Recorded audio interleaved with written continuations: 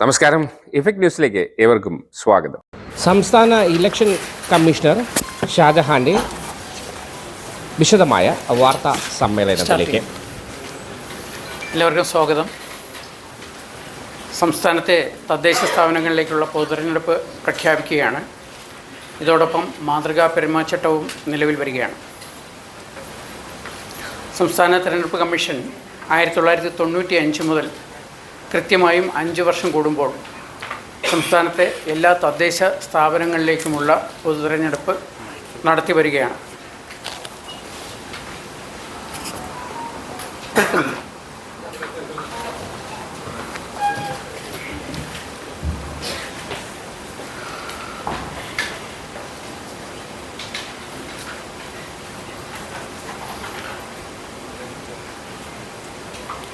സംസ്ഥാനത്താകെ 1200 തദ്ദേശ സ്ഥാപനങ്ങളാണുള്ളത്. അതിൽ മട്ടന്നൂർ മുനിസിപ്പാലിറ്റിയുടെ തിരഞ്ഞെടുക്കപ്പെട്ട സമിതിയുടെ കാലാവധി അവസാനിക്കുന്നത് 2027 സെപ്റ്റംബർ 10 മാത്രമാണ്. അതൊഴികെയുള്ള 1199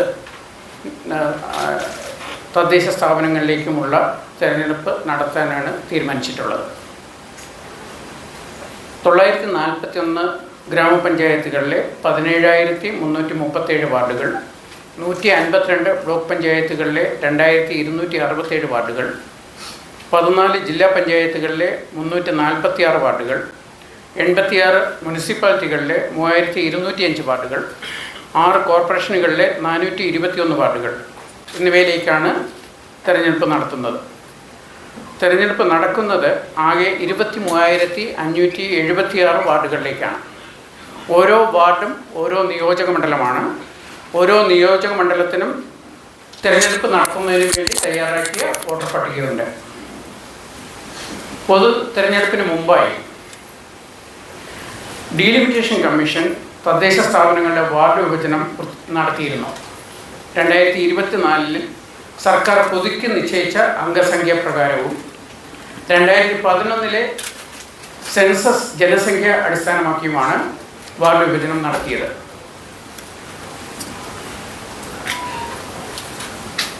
സംസ്ഥാനത്താകെ 1200 തദ്ദേശ സ്ഥാപനങ്ങളിൽ ഉണ്ടായിരുന്ന 21,900 വാർഡുകൾ ഡീലിമിറ്റേഷൻ പ്രക്രിയ വഴി 23,612 വർദ്ധിച്ചിട്ടുണ്ട്.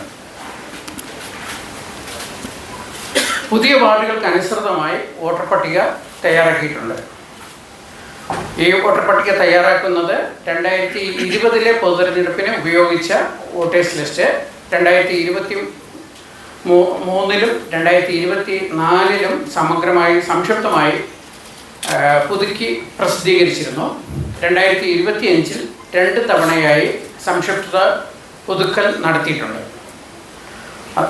ഒക്ടോബർ 25 അന്തിമ വോട്ടർ പട്ടിക പ്രസിദ്ധീകരിച്ചത്.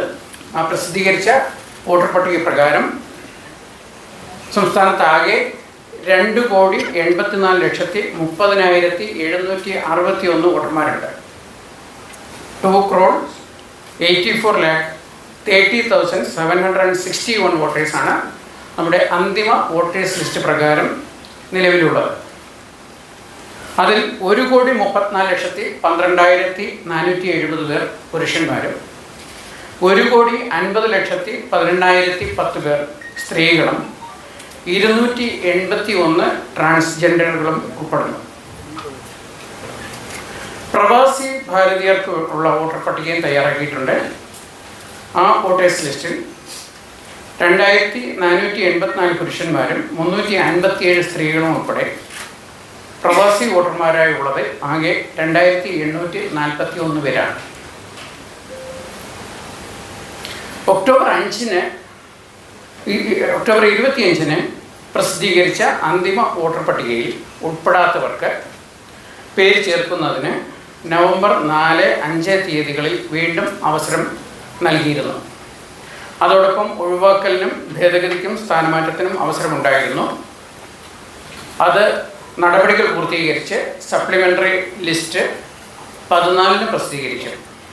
നവംബർ 14 പ്രസിദ്ധീകരിക്കും. അത് അംഗീകൃത രാഷ്ട്രീയ പാർട്ടികൾക്ക് സൗജന്യമായും മറ്റുള്ളവർക്ക് വില വാങ്ങിയും നൽകുന്നതാണ്. വോട്ടെടുപ്പിനായി ആകെ 33,746 33,746 പോളിംഗ് സ്റ്റേഷൻസ് ഉണ്ടാകും.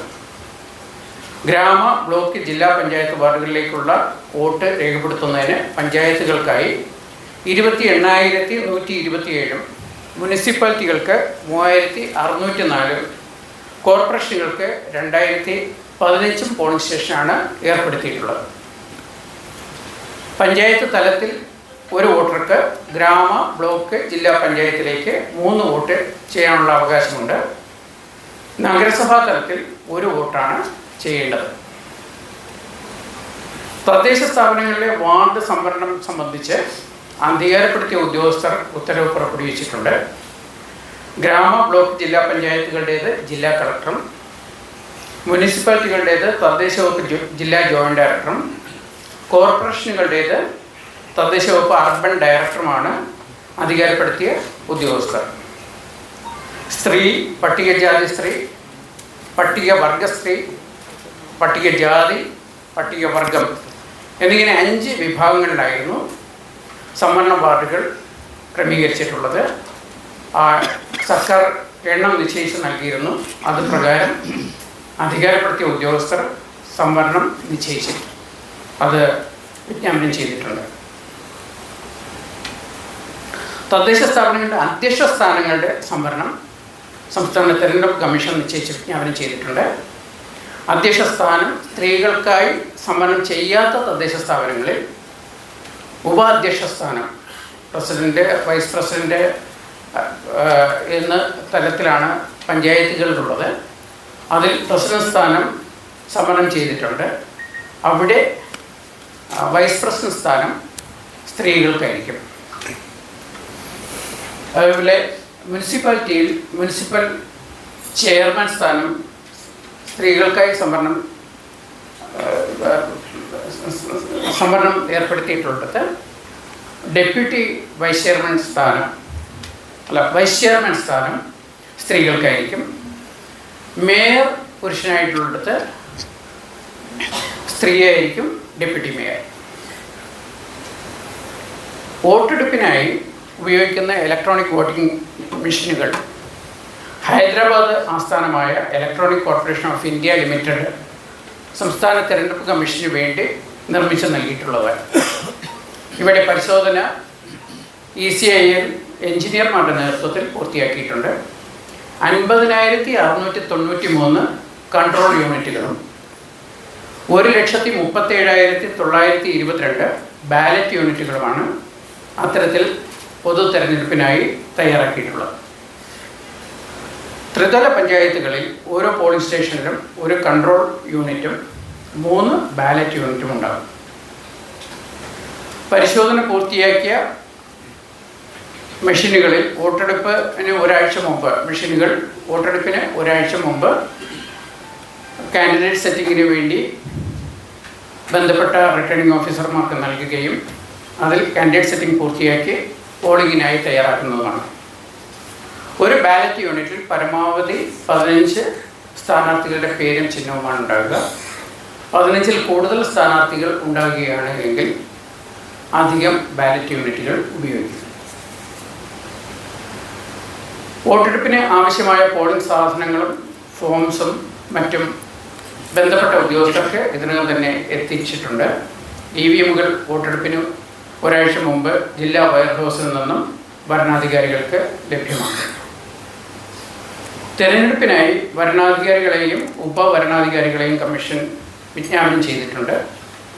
ജില്ലാ പഞ്ചായത്തിൻ്റെ ഭരണാധികാരി ജില്ലാ കളക്ടറാണ്. റിട്ടേണിംഗ് ഓഫീസർ ജില്ലാ പഞ്ചായത്തിൻ്റെ റിട്ടേണിംഗ് ഓഫീസർ ഡിസ്ട്രിക്ട് കളക്ടറാണ്. ഗ്രാമപഞ്ചായത്ത്, ബ്ലോക്ക് പഞ്ചായത്ത്, ജില്ലാ പഞ്ചായത്ത് എന്നിവയ്ക്ക് 1 വീതവും മുനിസിപ്പാലിറ്റി കോർപ്പറേഷനുകൾക്ക് വാർഡുകളുടെ എണ്ണത്തിനനുസരിച്ച് 1-ലധികവും ഭരണാധികാരികൾ ഉണ്ടാകും. ആകെ സംസ്ഥാനത്ത് ഈ തെരഞ്ഞെടുപ്പ് നടക്കുന്ന മുഴുവൻ തദ്ദേശ സ്ഥാപനങ്ങളിലേക്കുമായി 1249 റിട്ടേണിംഗ് ഓഫീസേഴ്സാണുള്ളത്. ഓരോ ഭരണാധികാരിക്കും 1-ലധികം ഉപഭരണാധികാരികളെയും ചുമതലപ്പെടുത്തിയിട്ടുണ്ട്. ഭരണാധികാരികൾക്കും ഉപഭരണാധികാരികൾക്കും ആവശ്യമായ പരിശീലനം ഇതിനകം തന്നെ നൽകിയിട്ടുണ്ട്. ഓരോ പോളിംഗ് സ്റ്റേഷനിലും ഒരു പ്രിസൈഡിംഗ് ഓഫീസറും 3 പോളിംഗ് ഓഫീസർമാരുമാണ് ഉണ്ടാവുക.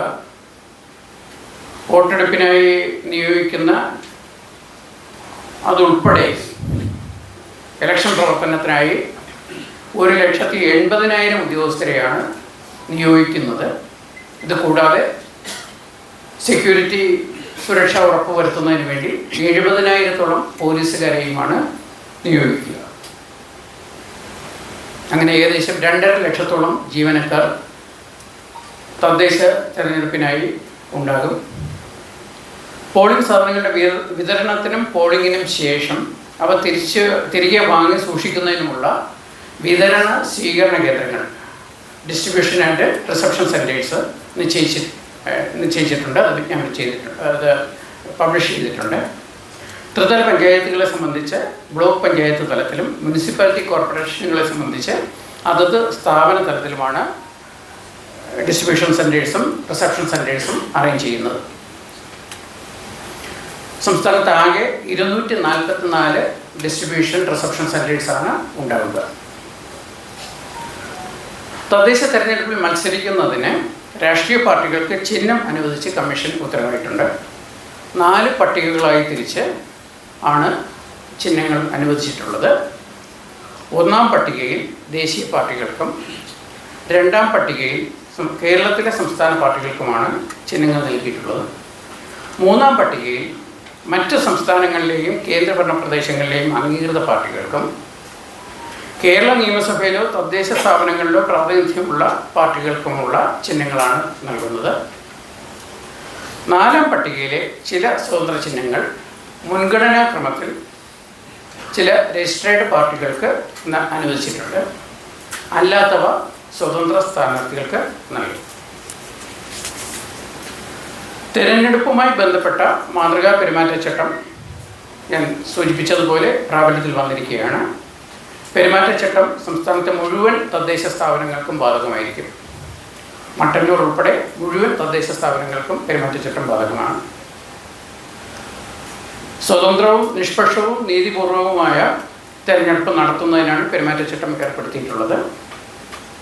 ജാതിയുടെയോ സമുദായത്തിൻ്റെയോ ഭാഷയുടെയോ പേരിൽ വോട്ട് ചോദിക്കുകയോ മതസ്ഥാപനങ്ങൾ, ആരാധനാലയങ്ങൾ എന്നിവ തെരഞ്ഞെടുപ്പ് പ്രവർത്തനത്തിന് ഉപയോഗിക്കാനോ പാടില്ല. മതപരമോ വംശപരമോ സമുദായപരമോ ഭാഷാപരവുമായ സംഘർഷങ്ങൾ ഉണ്ടാകുന്നതും പരസ്പര വിദ്വേഷം ജനിപ്പിക്കുന്നതുമായ പ്രചാരണ പ്രവർത്തനങ്ങളും പാടില്ല. മറ്റ് സ്ഥാനാർത്ഥികളുടെയോ പ്രതിപക്ഷ പാർട്ടി പ്രവർത്തകരുടെയോ സ്വകാര്യ ജീവിതവുമായി ബന്ധപ്പെട്ട വിമർശനങ്ങളും പാടില്ല. അതെല്ലാ പാർട്ടികൾക്കും ബാധകമാണ്. കേന്ദ്രത്തിലോ സംസ്ഥാനത്തിലോ തദ്ദേശ സ്ഥാപനങ്ങളിലോ അധികാരത്തിലിരിക്കുന്ന കക്ഷി ഔദ്യോഗിക സ്ഥാനം തെരഞ്ഞെടുപ്പ് പ്രചാരണത്തിനായി വിനിയോഗിക്കരുത്. മന്ത്രിമാർ, MP-മാർ, MLA-മാർ, മറ്റ് ജനപ്രതിനിധികൾ എന്നിവർ തങ്ങളുടെ വിവേചനാധികാരം ഉപയോഗിച്ച് ആനുകൂല്യങ്ങൾ നൽകുകയോ പ്രഖ്യാപനങ്ങൾ നടത്തുകയോ ഗുണഭോക്താക്കളെ തിരഞ്ഞെടുക്കുകയോ ചെയ്യാൻ പാടില്ല. പുതിയ പദ്ധതികളോ സ്കീമുകളോ ആരംഭിക്കുകയോ ഉദ്ഘാടനം ചെയ്യുകയോ ചെയ്യാൻ പാടില്ല. കർശനമായി പെരുമാറ്റച്ചട്ടം നടപ്പാക്കുന്നതിനാണ് കമ്മീഷൻ തീരുമാനിച്ചിട്ടുള്ളത്. ഇതനുസരിച്ചുള്ള നിർദ്ദേശങ്ങളെല്ലാം ജില്ലാ കളക്ടർമാർക്ക് നൽകിയിട്ടുണ്ട്. പെരുമാറ്റച്ചട്ടം സംബന്ധിച്ച പരാതികൾ പരിശോധിക്കുന്നതിന് ജില്ലകളിൽ ഒരു മോണിറ്ററിംഗ് കമ്മിറ്റി ജില്ലാ കളക്ടറുടെ നേതൃത്വത്തിലുണ്ടാകും. അതിൽ ജില്ലാ പോലീസ് മേധാവിയും ജില്ലാ ഇൻഫർമേഷൻ ഓഫീസറും തദ്ദേശ വകുപ്പിലെ ജോയിൻറ്റ് ഡയറക്ടറും പ്രമുഖ രാഷ്ട്രീയ പാർട്ടി പ്രതിനിധികളും ആ കമ്മിറ്റിയിലുണ്ടാകും. മാധ്യമപ്രവർത്തകർക്കും പെരുമാറ്റച്ചട്ടം ബാധകമാണ്. തെരഞ്ഞെടുപ്പ് സംബന്ധിച്ച വാർത്തകളുടെ നിജസ്ഥിതി മനസ്സിലാക്കിയാവണം അവ പ്രസിദ്ധീകരിക്കേണ്ടത്. ഇതിനായി ജില്ലകളിൽ ജില്ലാ കളക്ടർ ചെയർമാനും ജില്ലാ ഇൻഫർമേഷൻ ഓഫീസർ കൺവീനറുമായി ഒരു സമിതി മീഡിയ റിലേഷൻസ് കമ്മിറ്റി രൂപീകരിച്ചിട്ടുണ്ട്. അതിൽ മാധ്യമപ്രവർത്തകരും അംഗങ്ങളായിരിക്കും. അതുകൂടാതെ ആർട്ടിഫിഷ്യൽ ഇൻ്റലിജൻസ്, സോഷ്യൽ മീഡിയ രംഗത്ത് ഉള്ള വിദഗ്ധരും അതിൽ അംഗങ്ങളായിരിക്കും. പ്രത്യേകിച്ചും ഇപ്പോൾ ഫേക്ക് ന്യൂസിൻ്റെ ധാരാളം കാര്യങ്ങൾ സംഭവിക്കുന്ന ഒരു സാഹചര്യത്തിലും AI-യുടെ ദുരുപയോഗം ഉണ്ടാകുന്ന സാഹചര്യത്തിലും മാധ്യമപ്രവർത്തകർ നൽകുന്ന വാർത്തകളുടെ നിജസ്ഥിതി ജനങ്ങൾക്ക് കൃത്യമായി ബോധ്യപ്പെടുത്തേണ്ടതുണ്ട്. അതുകൊണ്ട് അതിനെതിരായിട്ടുള്ള വാർത്തകൾ വരുന്നത് തടയുക എന്നുള്ളതാണ് കമ്മീഷൻ ഉദ്ദേശിച്ചിട്ടുള്ളത്. സംസ്ഥാന തലത്തിലും ഇതിനായി ഒരു സമിതി രൂപീകരിച്ചിട്ടുണ്ട്. വോട്ടെടുപ്പ് അവസാനിക്കുന്നതിന് മുമ്പുള്ള 48 മണിക്കൂർ, പോളിംഗ് അവസാനിക്കുന്നതിന് മുമ്പുള്ള 48 മണിക്കൂർ സമയപരിധിയിൽ മാധ്യമങ്ങളിലൂടെ തെരഞ്ഞെടുപ്പ് ഫലത്തെ സ്വാധീനിക്കുന്ന പ്രചാരണങ്ങൾ പാടില്ല. തെരഞ്ഞെടുപ്പ് സംരക്ഷണം സംബന്ധിച്ച് ന്യൂസ് ബ്രോഡ്കാസ്റ്റിംഗ് സ്റ്റാൻഡേർഡ് അതോറിറ്റി നൽകിയിട്ടുള്ള നിർദ്ദേശങ്ങളും അച്ചടി മാധ്യമങ്ങൾക്കായി പ്രസ് കൗൺസിൽ ഓഫ് ഇന്ത്യ നൽകിയിട്ടുള്ള മാർഗനിർദ്ദേശങ്ങളും പാലിക്കേണ്ടതാണ്. ബഹുമാന്യരായ എല്ലാ മാധ്യമപ്രവർത്തകരുടെയും സഹകരണം ഇക്കാര്യത്തിൽ ഞാൻ അഭ്യർത്ഥിക്കുകയാണ്. പെരുമാറ്റച്ചട്ടം സംബന്ധിച്ച മാർഗനിർദ്ദേശങ്ങൾ കമ്മീഷൻ പുറപ്പെടുവിച്ചിട്ടുണ്ട്. അവ പാലിക്കാനും തെരഞ്ഞെടുപ്പ് സമാധാനപരമായി നടത്തുന്നതിനും ബന്ധപ്പെട്ടവർ ആവശ്യമായ നടപടികൾ സ്വീകരിക്കേണ്ടതാണ്. സ്വതന്ത്രവും സമാധാനപരവും നീതിയുക്തവുമായ തെരഞ്ഞെടുപ്പ് നടത്തുന്നതിന് വേണ്ട എല്ലാ കരുതൽ നടപടികളും കമ്മീഷൻ സ്വീകരിക്കും.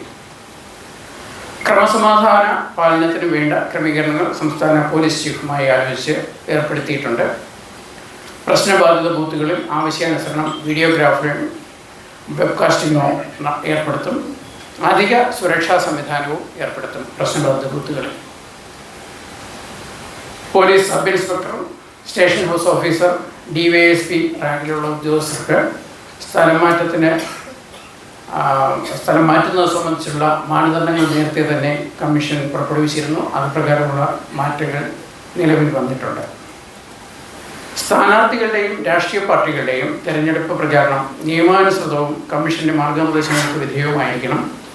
ഇതുമായി ബന്ധപ്പെട്ട വിശദാംശങ്ങൾ മാതൃക പെരുമാറ്റച്ചട്ടത്തിൽ വളരെ കൃത്യമായി വ്യക്തമാക്കിയിട്ടുണ്ട്. വാഹന പ്രചാരണത്തിനും പൊതുയോഗങ്ങൾ, പ്രകടനങ്ങൾ എന്നിവയ്ക്കും പോലീസ് അധികാരികളുടെ മുൻകൂട്ടിയുള്ള അനുമതി വാങ്ങേണ്ടതാണ്. ഉച്ചഭാഷിണിയുടെ ഉപയോഗം രാത്രി 10 മണിക്ക് ശേഷം രാവിലെ 6 മണിക്ക് ഇടയ്ക്കുള്ള സമയത്ത്, രാത്രി 10 മണിക്കും രാവിലെ 6 മണിക്കും ഇടയ്ക്കുള്ള സമയത്ത് നിരോധിച്ചിട്ടുണ്ട്. നിയമാനുസൃതമായ ശബ്ദപരിധി പാലിച്ചായിരിക്കണം പ്രചാരണ പ്രവർത്തനം നടത്തേണ്ടത്. പരസ്യപ്രചാരണം വോട്ടെടുപ്പ് അവസാനിക്കുന്ന സമയത്തിന് 48 മണിക്കൂർ വരെ മാത്രമേ പാടുള്ളൂ. സ്ഥാനാർത്ഥികളും രാഷ്ട്രീയ പാർട്ടികളും അച്ചടിക്കുന്ന പോസ്റ്ററുകളിലും ലഘുലേഖകളിലും അച്ചടിക്കാരൻ്റെയും പ്രസാധകൻ്റെയും പേരും വിലാസവും കോപ്പികളുടെ എണ്ണവും ഉണ്ടായിരിക്കണം. അച്ചടിക്കുന്ന രേഖയുടെ പകർപ്പും അതോടൊപ്പം പ്രിൻ്ററുടെ ഡിക്ലറേഷനും ജില്ലാ തെരഞ്ഞെടുപ്പ് ഉദ്യോഗസ്ഥന് നൽകിയിരിക്കണം. വോട്ടെടുപ്പ് അവസാനിക്കുന്നതിന് മുമ്പുള്ള 48 മണിക്കൂർ വേളയിൽ മദ്യനിരോധനം ഏർപ്പെടുത്തും. വോട്ടെണ്ണൽ ദിവസവും മദ്യനിരോധനം ഉണ്ടാകും. തെരഞ്ഞെടുപ്പ് പ്രവർത്തനങ്ങൾ നിരീക്ഷിക്കുന്നതിനായി ഓരോ ജില്ലയിലും ഒരു ജനറൽ ഒബ്സർവർ ഉണ്ടാകും. IAS, IFS തലത്തിലുള്ള ഒരു ഓഫീസറെ കമ്മീഷൻ ഇതിനായി നിയോഗിക്കും. സ്ഥാനാർത്ഥികളുടെ ചെലവ് കണക്ക് പരിശോധിക്കുന്നതിനും നിരീക്ഷിക്കുന്നതിനുമായി ചെലവ് നിരീക്ഷകരെയും കമ്മീഷൻ നിയോഗിക്കും. പൊതുസ്ഥാപനങ്ങളും പരിസരവും തെരഞ്ഞെടുപ്പ് പ്രചാരണത്തിന് ഉപയോഗിക്കാൻ പാടില്ല. പൊതുസ്ഥലങ്ങളും സ്ഥാപനങ്ങളും വികൃതമാക്കുന്ന തരത്തിലുള്ളതും അനധികൃതമായിട്ടുള്ള പ്രചാരണങ്ങൾ മോണിറ്റർ ചെയ്യുന്നതിനും അതിന്മേൽ നടപടിയെടുക്കുന്നതിനും താലൂക്ക് തലത്തിലും ജില്ലാ തലത്തിലും ആൻറ്റി ഡിഫേസ്മെൻറ്റ് സ്ക്വാഡ്സ് ഉണ്ടാകും. കമ്മീഷൻ ഊന്നൽ നൽകുന്ന മറ്റൊരു കാര്യമാണ് ഗ്രീൻ പ്രോട്ടോകോൾ പാലിച്ചുകൊണ്ടായിരിക്കണം തെരഞ്ഞെടുപ്പ് നടത്തേണ്ടത്, പ്രചാരണ പ്രവർത്തനങ്ങൾ നടത്തേണ്ടത് എന്നുള്ളതാണ്. അതിനാവശ്യമായിട്ടുള്ള വിശദമായ മാർഗനിർദ്ദേശങ്ങൾ പുറപ്പെടുവിച്ചിട്ടുണ്ട്. സ്ഥാനാർത്ഥികൾക്ക് പരമാവധി ചെലവഴിക്കാവുന്ന തുക ഗ്രാമപഞ്ചായത്തിൽ 25,000 രൂപയും ബ്ലോക്ക് പഞ്ചായത്തിൽ മുനിസിപ്പാലിറ്റിയിലും 75,000 രൂപയും ജില്ലാ പഞ്ചായത്തിലും കോർപ്പറേഷനിലും 1.5 ലക്ഷം രൂപയുമാണ്. സ്ഥാനാർത്ഥികളുടെ ചെലവ് കണക്ക് ഫലപ്രഖ്യാപന തീയതി മുതൽ 30 ദിവസത്തിനകം തദ്ദേശ സ്ഥാപന സെക്രട്ടറിമാർക്ക് നൽകിയിരിക്കണം. ചെലവ് കണക്ക് നൽകാതിരിക്കുകയോ പരിധിയിൽ കൂടുതൽ ചെലവഴിക്കുകയോ ചെയ്യുന്ന സ്ഥാനാർത്ഥികളെ കമ്മീഷൻ അയോഗ്യനാക്കും. അത് 5 വർഷക്കാലം ആ അയോഗ്യത നിലനിൽക്കും. വോട്ടെടുപ്പ് ദിവസം രാവിലെ 6 മണിക്ക് അതാത് പോളിംഗ് സ്റ്റേഷനിൽ വെച്ച് മോക്ക് പോൾ നടത്തും. വോട്ടെടുപ്പ് രാവിലെ 7 മണിക്ക് ആരംഭിക്കും. വൈകുന്നേരം 6 മണി വരെയാണ് പോളിംഗ്. രാവിലെ 7 മണി മുതൽ വൈകുന്നേരം 6 മണി വരെയാണ്. രാവിലെ 7 മണിക്ക് പോളിംഗ് തുടങ്ങുന്നതിന് മുമ്പ് 1 മണിക്കൂർ മോക്ക് പോൾ നടത്തുന്നതിന് വേണ്ടി രാവിലെ 6 മണി മുതൽ തന്നെ മോക്ക് പോളിനുള്ള സംവിധാനം എല്ലാ പോളിംഗ് സ്റ്റേഷനിലും ഉണ്ടാകും. വോട്ടർമാർക്ക് സൗകര്യപ്രദമായ രീതിയിൽ പോളിംഗ് സ്റ്റേഷനുകൾ ക്രമീകരിക്കുന്നതിനാണ് കമ്മീഷൻ നിർദ്ദേശിച്ചിട്ടുള്ളത്. അടിസ്ഥാന സൗകര്യങ്ങളായ ഇലക്ട്രിസിറ്റി, കുടിവെള്ളം, റാമ്പ്, സുഗമമായ വോട്ടിങ്ങിനും വിശ്രമിക്കുന്നതിനുമുള്ള സൗകര്യം എന്നിവ എല്ലാ പോളിംഗ് സ്റ്റേഷനിലും ഏർപ്പെടുത്തും. വോട്ട് ചെയ്യുന്നതിന് ഹാജരാക്കാവുന്ന തിരിച്ചറിയൽ രേഖകൾ കേന്ദ്ര തെരഞ്ഞെടുപ്പ് കമ്മീഷൻ നൽകിയ തിരിച്ചറിയൽ card, passport, driving licence, PAN card, photo പതിച്ച SSLC ബുക്ക്, ഏതെങ്കിലും നാഷണലൈസ്ഡ് ബാങ്കിൽ നിന്നും 6 മാസത്തിന് മുമ്പ് നൽകിയ ഫോട്ടോ പതിച്ച പാസ്ബുക്ക്, സംസ്ഥാന തെരഞ്ഞെടുപ്പ് കമ്മീഷൻ നൽകിയ തിരിച്ചറിയൽ രേഖ, ആധാർ കാർഡ്. ഇത് കൂടാതെ കമ്മീഷൻ വോട്ടെടുപ്പിന് മുമ്പായി നൽകുന്ന നിർദ്ദേശപ്രകാരമുള്ള തിരിച്ചറിയൽ രേഖയും പോളിംഗിന് വരുന്ന സമയത്ത് വോട്ടർമാർക്ക് ഹാജരാക്കാവുന്നതാണ്. വോട്ടേഴ്സ് ലിസ്റ്റിൽ പേരുള്ള മുഴുവൻ പേരും പോളിംഗ് സ്റ്റേഷനിലെത്തി അവരുടെ വിലയേറിയ സമ്മതിദാനാവകാശം വിനിയോഗിക്കണമെന്നാണ് കമ്മീഷൻ വോട്ടർമാരോട് അഭ്യർത്ഥിക്കുന്നത്. കമ്മീഷൻ ഇത്തവണ എടുത്ത ഒരു സമീപനം തന്നെ അർഹതയുള്ള 100% വോട്ടർമാരെയും വോട്ടേഴ്സ് ലിസ്റ്റിൽ ഉൾപ്പെടുത്തുക. വോട്ടേഴ്സ് ലിസ്റ്റിലുള്ള 100% പേർക്കും പോളിംഗ് ദിവസം പോളിംഗ് സ്റ്റേഷനിലെത്തി വോട്ട് ചെയ്യുന്നതിനുള്ള സൗകര്യമൊരുക്കുക എന്നുള്ളതാണ്. അതുകൊണ്ട് ഏറ്റവും പ്രധാനപ്പെട്ട ഒരു തെരഞ്ഞെടുപ്പ് എന്നുള്ള നിലയിൽ തദ്ദേശ സ്ഥാപന തെരഞ്ഞെടുപ്പിലേക്ക് മുഴുവൻ വോട്ടർമാരും എത്തി വോട്ട് രേഖപ്പെടുത്തണം എന്നാണ് കമ്മീഷന് അഭ്യർത്ഥിക്കാനുള്ളത്.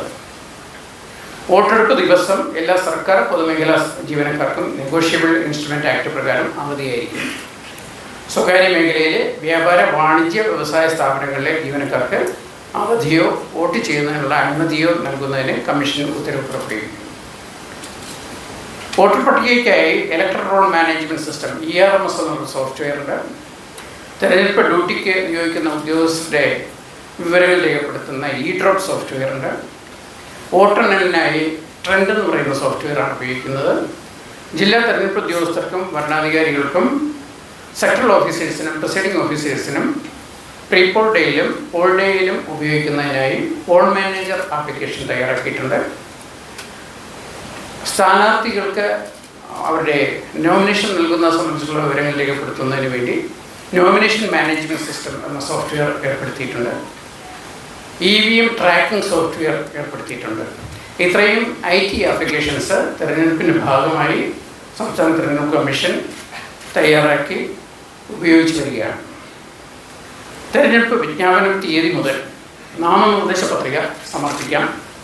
നിശ്ചിത ദിവസങ്ങളിൽ രാവിലെ 11 മണിക്കും 3 മണിക്കും ഇടയിൽ വേണം നാമനിർദ്ദേശ പത്രിക നൽകേണ്ടത്.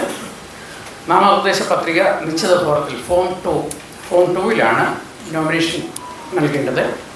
പത്രികയോടൊപ്പം ഫോം 2A അതിൽ സ്ഥാവര ജംഗമ സ്വത്തുക്കളുടെയും ബാധ്യതയുടെയും കുടിശ്ശികയുടെയും കാര്യങ്ങളും ക്രിമിനൽ കേസുകളുമായി ബന്ധപ്പെട്ടുള്ള വിശദാംശങ്ങളുമെല്ലാം തന്നെ ഈ ഫോം 2A-യിലാണ് നൽകേണ്ടത്. അത് നോമിനേഷൻ പേപ്പറിനോടൊപ്പം നൽകേണ്ടതാണ്. സ്ഥാനാർത്ഥി ഈ ഡിപ്പോസിറ്റായി നൽകേണ്ടത് ഗ്രാമപഞ്ചായത്തിൽ 2000 രൂപ, ബ്ലോക്ക് പഞ്ചായത്തിലും മുനിസിപ്പാലിറ്റിയിലും 4000 രൂപ, ജില്ലാ പഞ്ചായത്തിലും കോർപ്പറേഷനിലും 5000 രൂപയുമാണ്. പട്ടികജാതി പട്ടികവർഗ വിഭാഗങ്ങൾക്ക് പകുതി തുക നൽകിയാൽ മതിയാകും. സ്ഥാനാർത്ഥികൾക്ക് നോമിനേഷൻ നൽകുന്ന ദിവസം 21 വയസ്സ് പൂർത്തിയായിരിക്കണം. പട്ടികജാതി പട്ടികവർഗ സംവരണ വാർഡുകളിൽ മത്സരിക്കുന്നവർ ബന്ധപ്പെട്ട അധികാരിയിൽ നിന്നുള്ള ജാതി സർട്ടിഫിക്കറ്റ് ഹാജരാക്കണം. വരണാധികാരിയുടെയോ കമ്മീഷൻ അധികാരപ്പെടുത്തിയ ഓഫീസറുടെയോ മുമ്പാകെ നിശ്ചിത ഫോറത്തിൽ സത്യപ്രതിജ്ഞ അല്ലെങ്കിൽ ദൃഢപ്രതിജ്ഞ നടത്തി ഒപ്പിട്ട് നൽകുകയും വേണം. നാമനിർദ്ദേശ പത്രിക സമർപ്പിക്കാൻ പോകുന്ന സ്ഥാനാർത്ഥിക്കൊപ്പം 3 അകമ്പടി വാഹനങ്ങൾ മാത്രമേ 100 മീറ്റർ പരിധിക്കുള്ളിൽ അനുവദിക്കും. വരണാധികാരി ഉപവരണാധികാരി മുമ്പാകെ പത്രിക സമർപ്പിക്കുന്ന വേളയിൽ വരണാധികാരിയുടെ റൂമിലേക്ക് സ്ഥാനാർത്ഥി ഉൾപ്പെടെ 5 പേർക്ക് മാത്രമേ പ്രവേശനാനുമതി ഉണ്ടാവുകയുള്ളൂ. സ്ഥാനാർത്ഥികളുടെ യോഗ്യതകളും അയോഗ്യതകളും സംബന്ധിച്ച വിശദമായ മാർഗരേഖ കമ്മീഷൻ പുറപ്പെടുവിച്ചിട്ടുണ്ട്.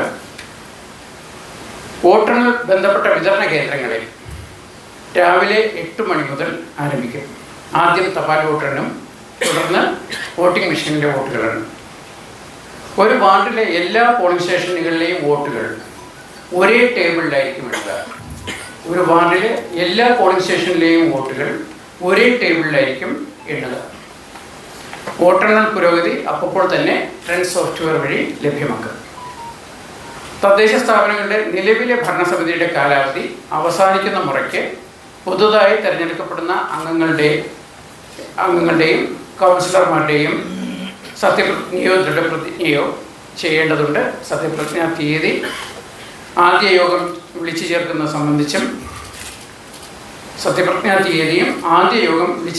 സംബന്ധിച്ചും സർക്കാർ മാർഗനിർദ്ദേശങ്ങൾ പുറപ്പെടുവിക്കും. അതനുസരിച്ചുള്ള തുടർ നടപടി ബന്ധപ്പെട്ട വരണാധികാരികൾ സ്വീകരിക്കും. അംഗങ്ങളുടെ സത്യപ്രതിജ്ഞയ്ക്ക് ശേഷം കമ്മീഷൻ നിശ്ചയിക്കുന്ന തീയതികളിൽ അധ്യക്ഷൻ, ഉപാധ്യക്ഷൻ, സ്റ്റാൻഡിംഗ് കമ്മിറ്റി തെരഞ്ഞെടുപ്പുകൾ നടത്തും. പ്രാദേശിക ഭരണം ശക്തമാക്കുന്നതിന് വേണ്ടിയുള്ള വളരെ പ്രധാനപ്പെട്ട ജനാധിപത്യ പ്രക്രിയയിൽ തിരഞ്ഞെടുപ്പ് നടക്കുന്ന അവസരത്തിൽ എല്ലാ രാഷ്ട്രീയ പാർട്ടികളുടെയും സ്ഥാനാർത്ഥികളുടെയും വോട്ടർമാരുടെയും മാധ്യമപ്രവർത്തകരുടെയും സമ്പൂർണ്ണ സഹകരണം നീതിപൂർവവും സത്യസന്ധവും ആയിട്ടുള്ള ഒരു തെരഞ്ഞെടുപ്പ് നടത്തുന്നതിന് സംസ്ഥാന തെരഞ്ഞെടുപ്പ് കമ്മീഷൻ അഭ്യർത്ഥിക്കുകയാണ്. ഇനി ഷെഡ്യൂളിലേക്ക് കടക്കും. തെരഞ്ഞെടുപ്പ് കാര്യപരിപാടി. തെരഞ്ഞെടുപ്പ് കമ്മീഷൻ്റെ വിജ്ഞാപനവും വരണാധികാരി പുറപ്പെടുവിക്കുന്ന തെരഞ്ഞെടുപ്പ് നോട്ടീസ് പരസ്യപ്പെടുത്തലും 2025 നവംബർ 14 വെള്ളി. നാമനിർദ്ദേശ പത്രിക സമർപ്പിക്കുന്നതിനുള്ള അവസാന തീയതി 2025 നവംബർ 21 വെള്ളി. നാമനിർദ്ദേശ പത്രികകളുടെ സൂക്ഷ്മ പരിശോധന സ്ക്രൂട്ടിനി 2025 നവംബർ 22 ശനി. സ്ഥാനാർത്ഥിത്വം പിൻവലിക്കാനുള്ള അവസാന തീയതി, വിഡ്രോവലിനുള്ള അവസാന തീയതി 2025 നവംബർ 24 തിങ്കൾ. ആവശ്യമുള്ള പക്ഷം ജില്ലകളിൽ വോട്ടെടുപ്പ് നടത്തുന്നതിനുള്ള തീയതി 2 ഘട്ടമായിട്ടാണ് ഇത്തവണ പോളിംഗ് നടത്തുന്നത്. കഴിഞ്ഞ തവണ അത് 3 ഘട്ടമായിരുന്നു. അത് കോവിഡിൻ്റെ പശ്ചാത്തലത്തിൽ 3 ഘട്ടമായിരുന്നു. ഇത്തവണ 2 ഘട്ടമായിട്ടാണ് പോളിംഗ് നടത്തുന്നത്. തിരുവനന്തപുരം, കൊല്ലം, പത്തനംതിട്ട, ആലപ്പുഴ, കോട്ടയം, ഇടുക്കി, എറണാകുളം ജില്ലകളിൽ 7 ജില്ലകളിൽ തിരുവനന്തപുരം, കൊല്ലം, പത്തനംതിട്ട, ആലപ്പുഴ, കോട്ടയം, ഇടുക്കി, എറണാകുളം ജില്ലകളിൽ 2025 ഡിസംബർ 9 ചൊവ്വാഴ്ചയായിരിക്കും പോളിംഗ്. തൃശ്ശൂർ, പാലക്കാട്, മലപ്പുറം, കോഴിക്കോട്, വയനാട്, കണ്ണൂർ, കാസർഗോഡ് ജില്ലകളിൽ 7 ജില്ലകളിൽ 2025 ഡിസംബർ 11 വ്യാഴാഴ്ചയായിരിക്കും പോളിംഗ്. ഡിസംബർ 9-നും ഡിസംബർ 11-നും 2 ഘട്ടമായി രാവിലെ 7 മണി മുതൽ വൈകുന്നേരം 6 മണി വരെയായിരിക്കും പോളിംഗ്. വോട്ടെണ്ണൽ നടത്തുന്നത് കൗണ്ടിംഗ് 2025 ഡിസംബർ 13 ശനിയാഴ്ചയാണ്. തെരഞ്ഞെടുപ്പ് നടപടികൾ പൂർത്തിയാക്കാനുള്ള അവസാന തീയതി 2025 ഡിസംബർ 18. ഞാൻ ഈ ഷെഡ്യൂൾ ഒന്നുകൂടെ പറയാം.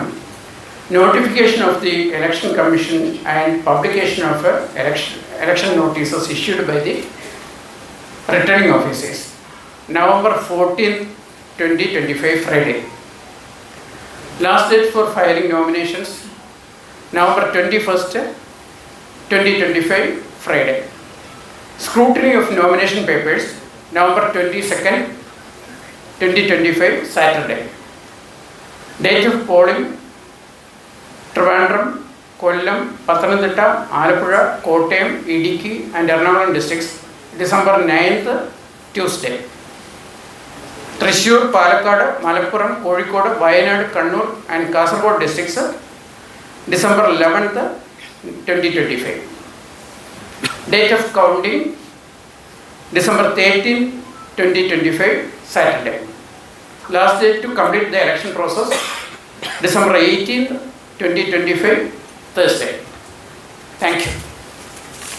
വാർത്തകളും വിശേഷങ്ങളും ഇവിടെ അവസാനിക്കുന്നില്ല. കൂടുതൽ വാർത്തകളും വിശേഷങ്ങളുമായി വീണ്ടും കണ്ടുമുട്ടുന്നതുവരെ ഏവർക്കും നന്ദി, നമസ്കാരം.